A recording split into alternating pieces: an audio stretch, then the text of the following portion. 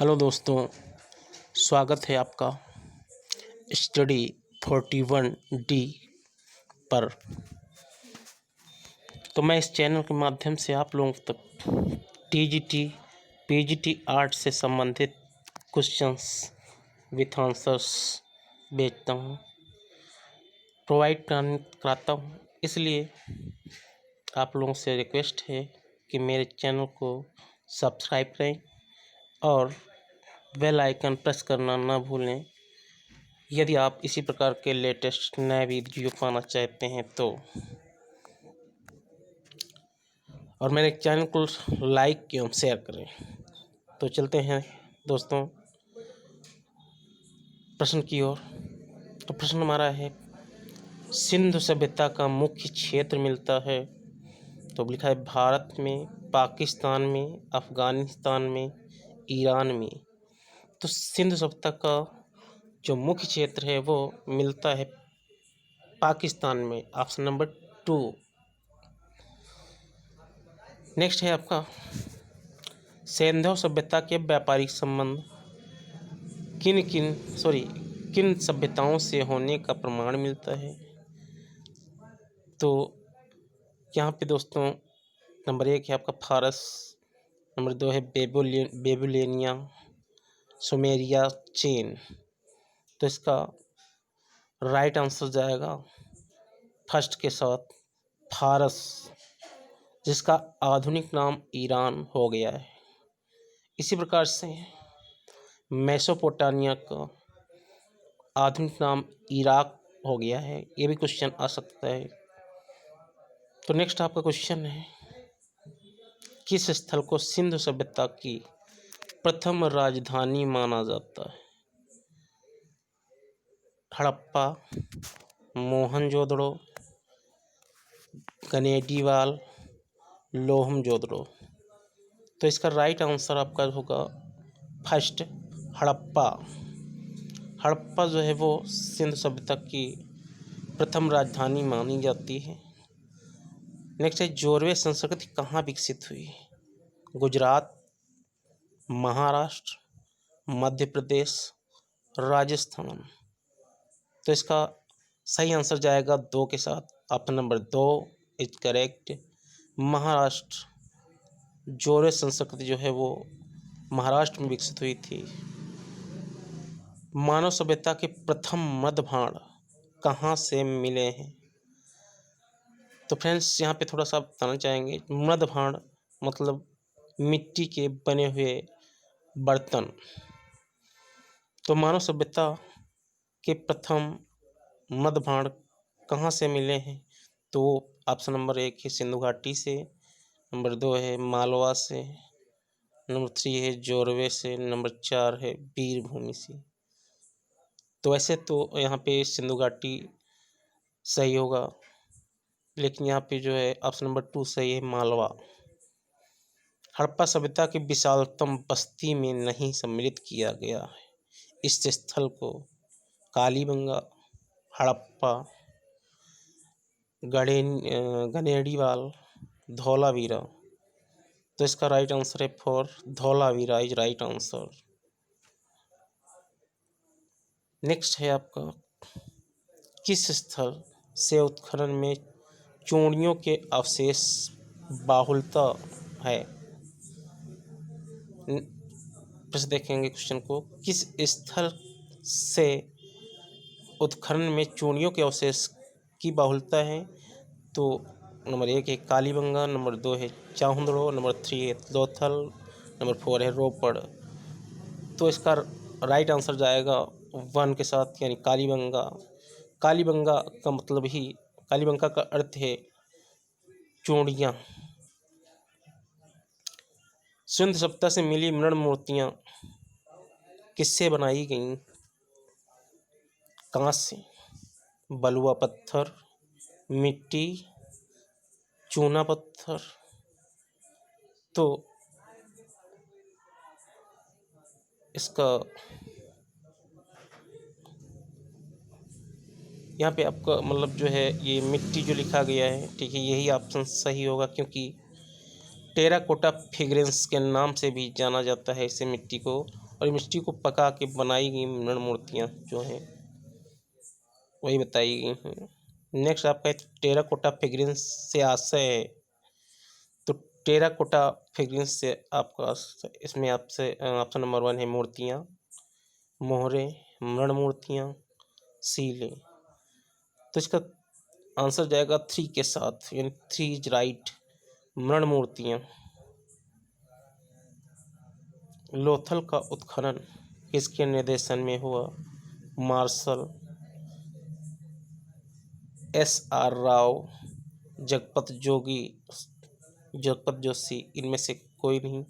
तो इसका आंसर 2 सही होगा, RS राय।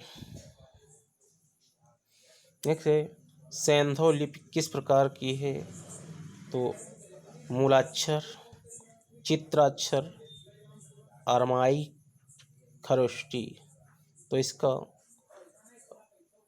राइट ऑप्शन होगा 2 चित्राक्षर। श्री माधव स्वरूप वत्स ने सैंधव सभ्यता का समय काल निर्धारित किया है। तो ऑप्शन है आपका 3200 ईसा पूर्व से 1500 ईसा पूर्व, 3250 ईसा पूर्व से 1550 ईसा पूर्व, 3750 ईसा पूर्व से 2700 ईसा पूर्व, 3500 ईसा पूर्व से 27 ईसा पूर्व। तो इसका राइट आंसर आपका 4th होगा, 3500 ईसा पूर्व से 2700 ईसा पूर्व। मोहनजोदड़ो से नेक्स्ट है आपका मोहनजोदड़ो से मिले किस टीले को स्तूप टीला भी कहा जाता है?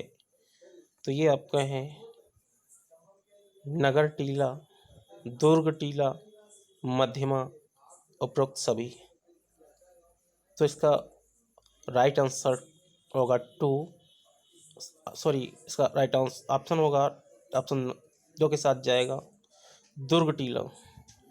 भीमबेटका से मिले अधिकांश चित्रों का चित्रण विषय है आखेट, जनजीवन, तंत्र मंत्र, आलेखन। इसका सही ऑप्शन होगा 1 आखेट। नेक्स्ट है आपका मोहनजोदड़ो से मिली एक महत्वपूर्ण योगी की मूर्ति की माप है।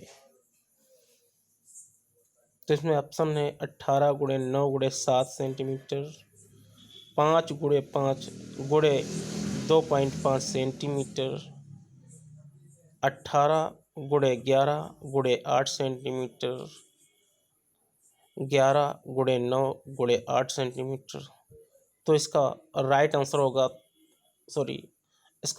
राइट आंसर होगा ऑप्शन 3 18 × 11 × 8 सेंटीमीटर।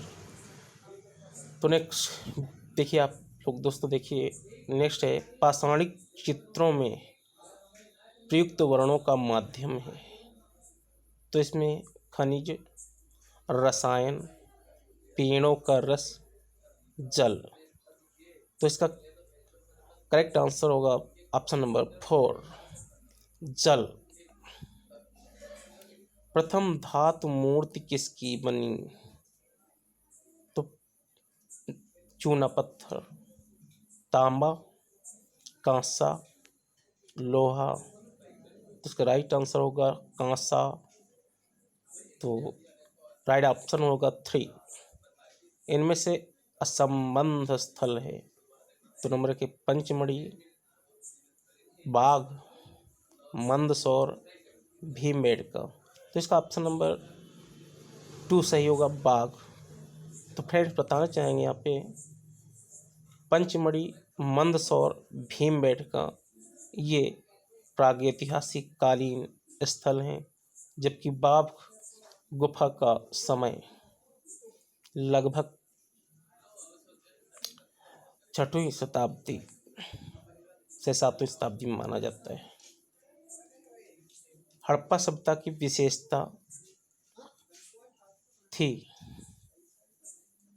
या हड़प्पा सभ्यता की विशेषताएं थी नगरीय संस्कृति, व्यापारिक पेशा, धातु ज्ञान, उपरोक्त सभी।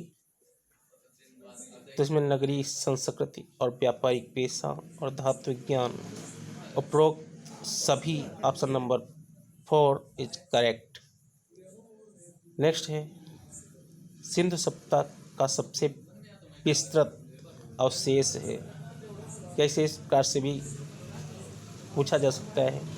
सिंधु सभ्यता का सबसे विशाल अवशेष,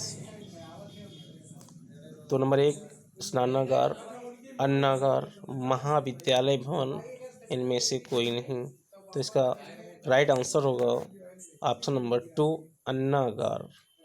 सिंधु सभ्यता का पश्चिमी केंद्र माना जाता है दैमाबाद, सुतकांगेडोर, चाहुमदड़ो, आलमगिरीपुर। तो इसका ऑप्शन नंबर 2 करेक्ट होगा, सुतकांगेडोर। सिंधु सभ्यता में विकसित होने वाले कितने स्थल केंद्रीय नगर के रूप में परिभाषित किए गए हैं? 2, 4, 6, 3। तो इसका राइट आंसर जो है आपका होगा 3, और इनके नाम भी लिखे हुए हैं सामने फ्रेंड्स। हड़प्पा, मोहनजोदड़ो और धोलावीरा को जो है केंद्रीय नगर के रूप में परिभाषित किया गया है। नेक्स्ट है आपका प्रसिद्ध प्रागैतिहासिक चित्र घायल भैंसा का अंकन कहाँ हुआ है? पंचमढ़ी, भीमबेटका, मिर्जापुर, सिंघनपुर। तो option number 4 is correct, Singhanpur. भारतीय क्षेत्र में मानवीय विकास के दृष्टिकोण से लेखन कला का विकास कब हुआ? आदि प्रागैतिहासिक काल, सैंधव काल, मौर्य काल, वैदिक काल। तो इसका राइट आंसर आपका है ऑप्शन नंबर 2 सैंधव काल। नेक्स्ट है चित्रकला माध्यमिक विद्यालय पाठ्यक्रम में किस विषय के रूप में शामिल है? मनोरंजन, अनिवार्य, वैकल्पिक, मानविकी। तो इसका राइट आंसर होगा ऑप्शन नंबर 3 वैकल्पिक। तो विदा लेते हैं आपसे इस वीडियो से। जय हिंद, वंदे मातरम। और यदि ये वीडियो आपको अच्छा लगा है तो लाइक और मेरे चैनल को सब्सक्राइब करना ना भूलें। और